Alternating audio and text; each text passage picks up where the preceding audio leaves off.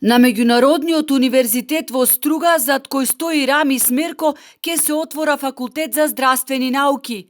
На последната седница на влада се најде информацијата дека универзитетот доставил проект за основање на факултет за здравствени науки, што предизвика силни реакции.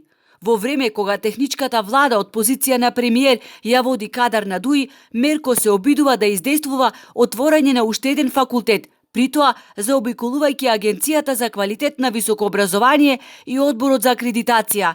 Тоа се тела кои треба да го разгледаат проектот, вели пензионираниот просветен инспектор Ѓорги Илиевски, при тоа без задршка коментирајќи што се случува со години на Меѓународниот универзитет. На тој меѓународен универзитет на Мерко нема никакви услови за такво нешто. Нема никакви услови, нема кадар. Од каде ќе го собира кадарот, од каде ќе биде тој стручен кадар?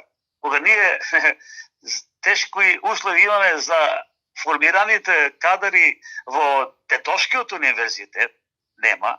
Па некаде немаме дури и на Штипскиот универзитет, да не зборуваме и за Битолскиот, тој ќе отварал кадар. Тоа е значи само отварање на кадар за перење на пари и давање на дипломи.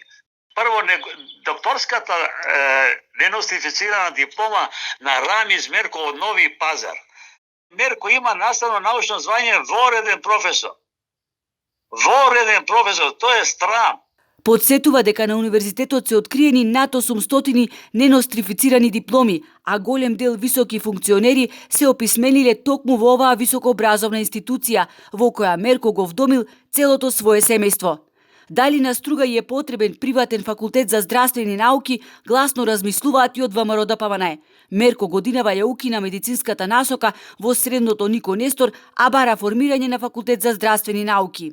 Нашите сомнежи се во поглед на тоа какви се капацитети постојат таму за да се одвива една ваква настава и зошто министерот за образование и градоначалникот ги убедува стручните лица во средното основно училиште Нико Нестор дека медицинскиот кадар од тој вид е суфицитарен и дека нема да имаат можност да ги вработуваат идните генерации.